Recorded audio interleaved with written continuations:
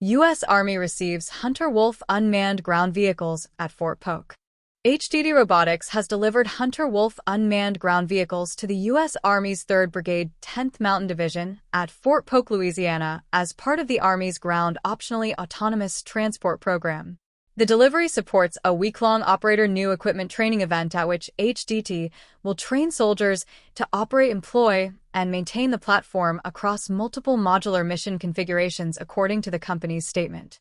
The 10th Mountain Division, one of the U.S. Army's most operationally active light infantry formations with a deployment history spanning Afghanistan, Iraq, Haiti, Somalia, and Kosovo, provides a demanding and operationally relevant test bed for a platform designed to reduce the physical burden on dismounted soldiers operating in difficult terrain.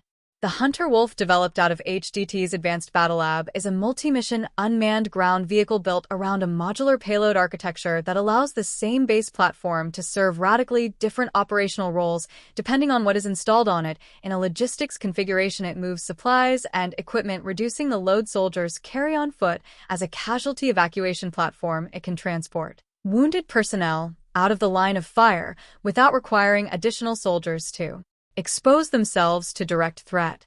As a communications relay, it extends the network coverage available to dismounted units operating at distances from their parent formation. Configured for intelligence, surveillance, and reconnaissance, it pushes sensors forward without putting a soldier behind them. The vehicle uses commercially available components throughout its design, which HDT describes as simplifying field maintenance, a critical practical consideration for any system expected to operate in austere forward environments where specialized repair parts and trained technicians are unavailable.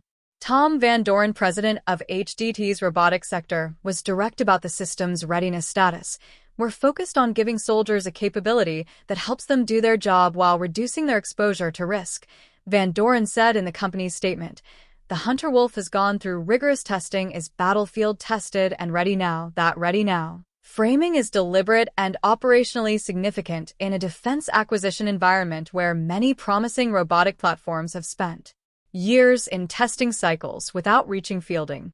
The GOAT program, under which this delivery is structured, reflects the Army's effort to accelerate unmanned ground vehicle integration into operational units rather than conducting indefinite evaluation.